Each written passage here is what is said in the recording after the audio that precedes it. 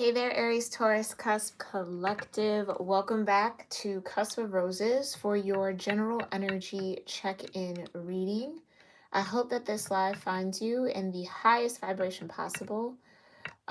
Just trying to get an incense here lit for you all. Hold on one second. We'll get into your reading.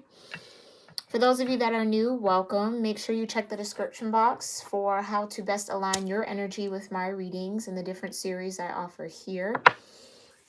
Everything you need to know is in that box as far as how to connect with me on social media and all of that fun and good stuff, okay, as well as some other resources for you. Hold on. Okay.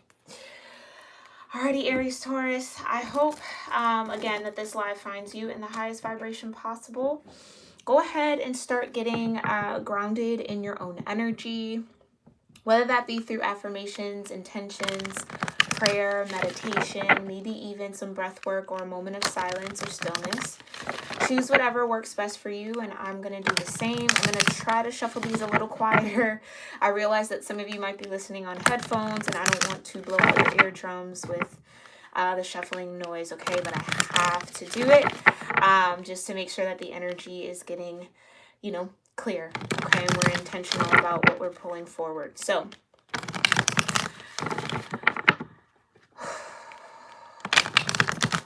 Heavenly Father, Divine Mother, Holy Spirit, my ascended ancestors, and all holy angels, thank you so much for being here with me and with the Aries-Taurus Cusp Collective of energy here on YouTube for their general energy check-in reading. I thank you so much for clearing my vibration and my energy so that I may channel the most important messages that the Aries-Taurus Collective of energy here on YouTube needs to hear in the now moment regarding whatever planets, houses, and or transits are important for them to be aware of, connect with, understand, or that may be supporting them in this time whenever they do find this reading. I thank you so much, Divine, for your clear guidance, your mercy, your love, your grace, and protection. And so it is. Alrighty, Aries-Taurus / shuffle. Let's get into it. All right, what's the cosmic energy for the Aries-Taurus Cusp Collective? There's that first house energy, your Aries energy here. Okay, it's the body vibration of 25, the I am energy, right? So really focusing on, I just heard self-actualization, right? Some of you may be doing a lot of I am affirmations. I do post I am affirmations on my Instagram page if you're interested in that. Okay. Oh, that just slipped out. You got the moon here. Okay, vibration of 2. Still, I wanted to say stillness, but this says soul. Some of you might be feeling a little restless in your emotional energy, or it's almost like something is recalibrating here. We got a lot of heart chakra energy here with this card. Vibration of 2, really talking about that unity or that duality between polarities, okay? Some of you maybe feel a little disconnected from your body or trying to reconnect the mind, body, and the spirit, okay, at this time. So I have one more cosmic energy for Aries-Taurus. Oh, there we go.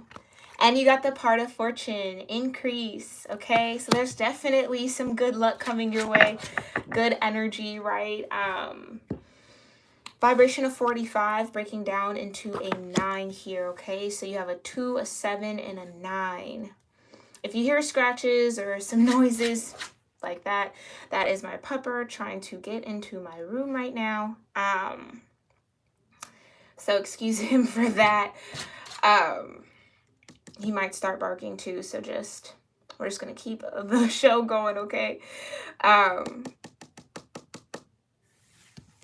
Unless it gets loud, I might let him in. But anyway, moon energy here, Aries-Taurus.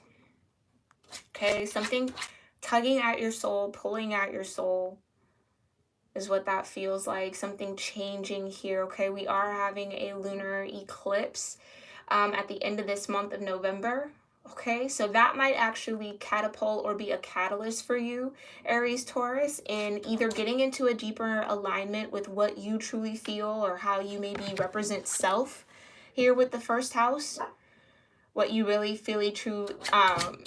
Okay, hold on one second. Let me just let him in here because he's just going to be insistent.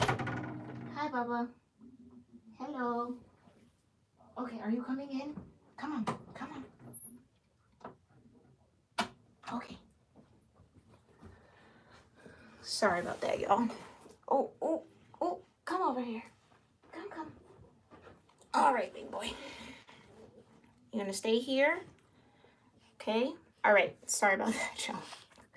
Okay, so we have the moon energy here. Again, it feels like that lunar eclipse. I believe it's happening, if you follow tropical astrology, it's going to land in Taurus in this season, okay? But again, it feels like that might be the catalyst for you shifting some sort of perception of self, or how you identify as self, or how you really connect with that I am energy, right? Like really recognizing the type of person you are, connecting with that on a very physical level in some way, because this is the body. It does talk about physical strength. Hold on. Come on, bud. Go. Bye, Bubby. All right, I'm sorry for all these interruptions. Okay.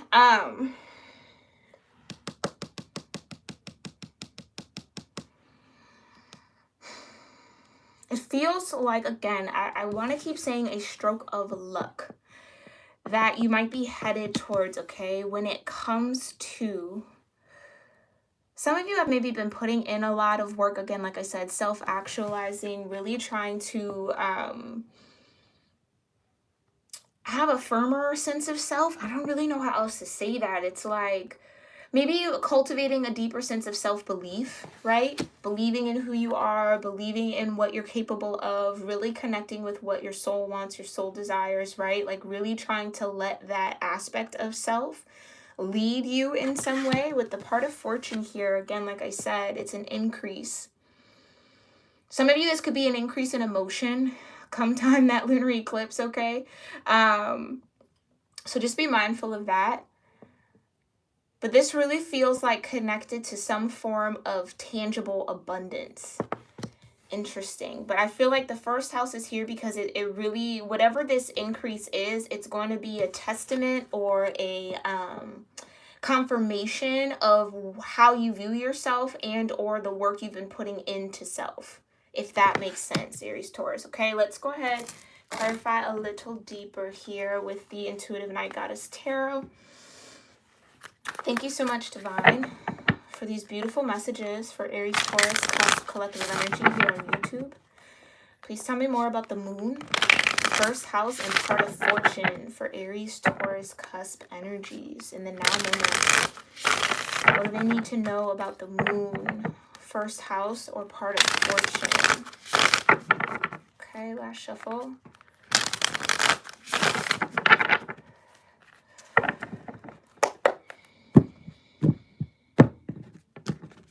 Oh, you know what's so funny? My puppy is a Taurus. That's interesting. And he's just gonna bust all up in y'all reading like that.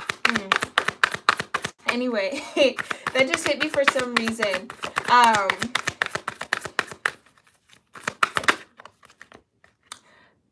Let's just keep moving. Yeah, the moon. I've been staring at the moon for a minute while I was shuffling, and you got the High Priestess as your first card. Okay, so really tapping into a higher level of intuition. That might be actually receiving an increase here, Aries, Taurus. Your ability to discern energy, your ability to choose what's best for you, to identify your truth or your best path or best action and whatever you might be facing, whatever presents itself to you. With the High Priestess, it's really having that intuitive ability to say, that's in alignment with me, that's not in alignment with me, right? So some of you might be receiving an increase in intuition when the eclipse happens. I believe it's a full moon eclipse. Tell me more about the High Priestess and the moon for Aries, Taurus. You have the Nymph of Cups. It's the Page of Cups in this deck. For me, the Page of Cups talks about building new emotional connections to things, like having a certain level of vulnerability, right? It's a page, it's a child, it's a student, it's a new beginning, it's a fresh start. So French, some of you might be French, okay, or speak French in some way, but it's like a fresh sense of clarity, especially with the High Priestess. Like some of you maybe are gaining an increase of clarity on how you actually feel about something, or again with the first house, towards self. Maybe seeing some patterns, or, you know, really that kind of ballooning in front of you, right? Tell me more about this Nymph of Cups and the High Priestess in connection to the moon. You have the Queen of Wands, all right? Some fire energy for that Aries dynamic. Yeah, especially for the first house in the body. If there have been some roadblocks here, Aries-Taurus, and actually trusting your instincts and trusting spirit and trusting your intuition, it feels like that's melting away here in this season for you, which is absolutely beautiful, where you finally maybe get to a point here, Aries-Taurus, where you're open and vulnerable with spirit, right? You're open to what is coming through. You're open to the messages they have for you, the energy that they're presenting you, the signs, the synchronicities. It's like there's no longer this resistance that I feel, okay, which ultimately puts you in a very magnetic position, okay? You have the Queen of Wands here, very magnetic energy. Tell me more about the Queen of Wands in connection to the moon for Aries-Taurus.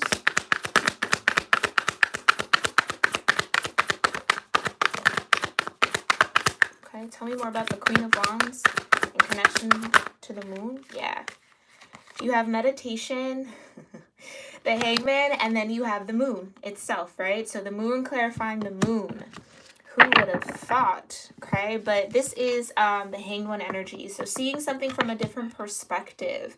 For some of you, this might actually be really having an increase in feminine energy, right? Remember, we all have masculine and feminine dynamics within ourselves, so it's not exclusive to gender at all. But it's seeing that energy within you in a new light.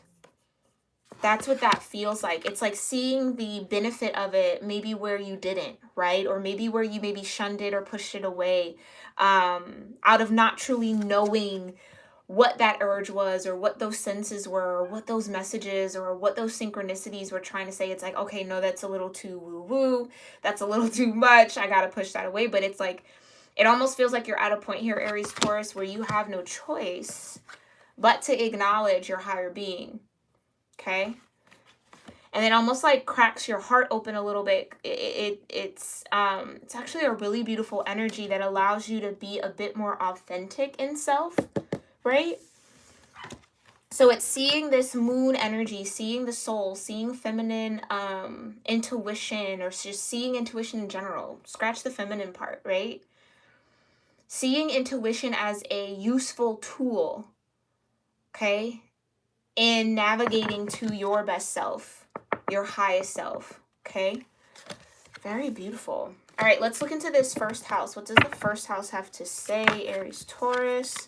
First thing to come out, just dropped right away, Death card. Transformation, okay? Along with Temperance. Transformation and balance and patience. Some of you, this has been a journey you've been on. Maybe learning how to love yourself more, how to trust yourself more, how to really go with your flow, right? How to step into a more authentic sense of self. Maybe doing your best to try to see things from a different perspective, right? With death, realizing that endings are just beginnings, okay?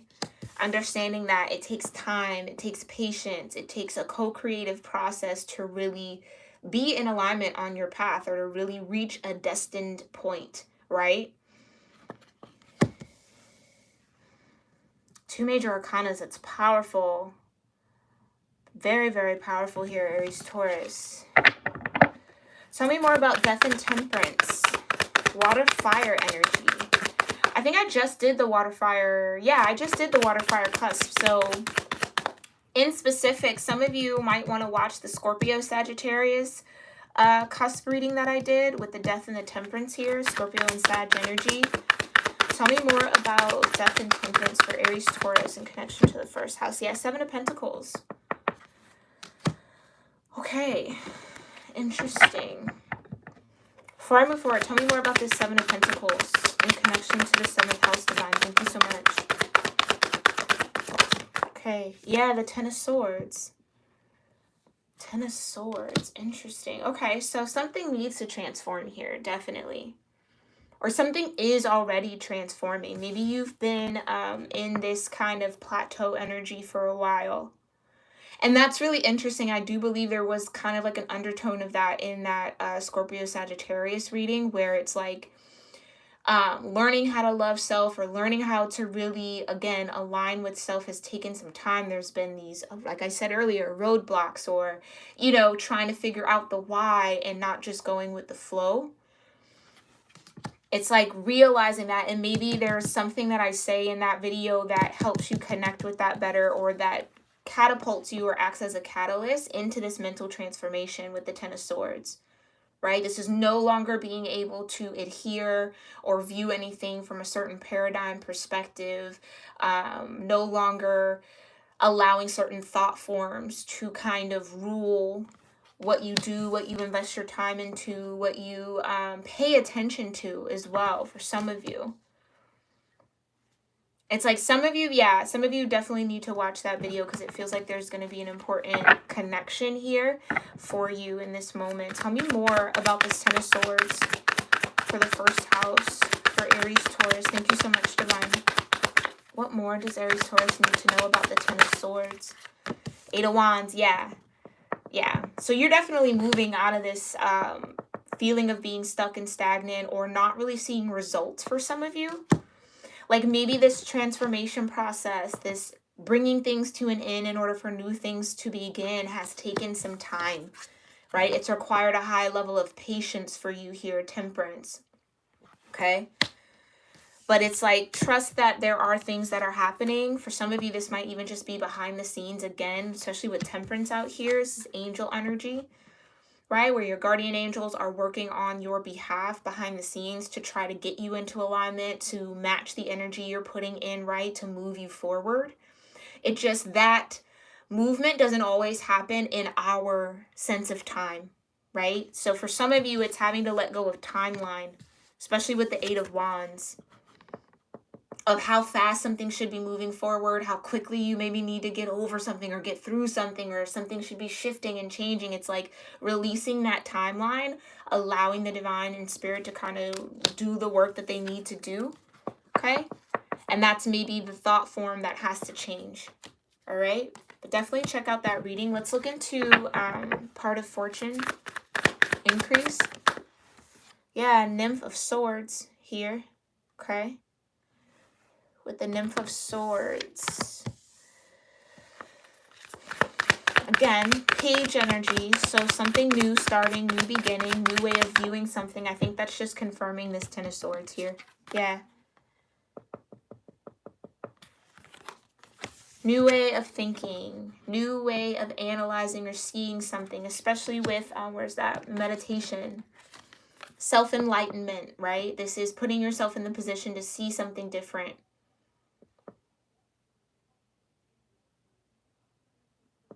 And it almost feels like that mental transformation here, Aries Taurus, is what actually catapults you forward, moves you forward kind of quickly. This is a swift energy, quick, right? Eight of Wands.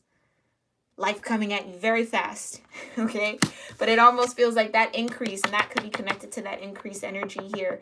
It happens when you form new thoughts, when you allow yourself to think in new ways, okay? And take that how that resonates. Okay, you also have the Ten of Wands, right? Not having to do it all on your own here. And the Star card, not giving up hope. Yeah, like I said, for some of you, this could be a timeline thing. It's like, oh, if it hasn't happened by now, it's never going to happen. If it hasn't happened by now, it's never going to happen. For some of you, this increase might actually overwhelm you. overwhelm you. It's almost like everything coming into alignment all at once, the Star card.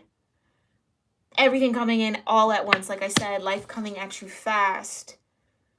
Okay? Almost to the point here, Aries-Taurus, where you might wish you had that slow down time again. But I feel like you're built for that type of energy, for things to kind of move like this, right? You're built for that. But it's coming. Especially with this Star card, it's definitely coming, right? And you're going to have all of that energy to carry. All of those blessings, all of that increase in your hands, right? And it's tangible. Okay, and that might even be the confirmation that the divine offers you to solidify this high priestess energy, the value of your own intuition. So whether that's been, again, things that you've been working at, trying to be in alignment, trying to speak positive things into your life, right? Trying to affirm a new way of self or a new way of looking at self. It's like that energy is going to reflect back to you very, very quickly. Very, very quickly. Okay, it might not feel quick now, but again, how it all comes in, it's intense. 8 of Wands, swift. It's almost like at a drop of a dime, things change. Okay, but that all is dependent on you coming out of that 10 of Swords. Okay, you going through that death and rebirth process within yourself. Allowing the old way of thinking, being, existing, viewing to come to an end and stepping into that new sense of balance, right? Embracing the changes that are happening, okay? Because it is to get you in alignment here, especially with the Star card. Tell me more about the Star and the 10 of Wands for part of increase. Yeah, Warrior of Wands to move you forward. Take action, right? Inspired action at that. This could even just be like an increase in energy. Yeah, where maybe this death process has been a bit, again, stuck and stagnant for you, or it feels like it's being dragged out in some way, shape, or form. It's like then something shifts or the time finally comes again. For some of you, this will be tied into that full moon eclipse energy. So after November 19th, you might see a shift in yourself, a shift in your internal energy that reflects right outside of you. Star card and the Warrior of Wands that gives you almost like a green light, or it gives you this confidence or this, again, inspiration to move forward. Motivation, the discipline to move forward for some of you. Okay. Tell me more about the Warrior of Wands for part of increase for Aries-Taurus.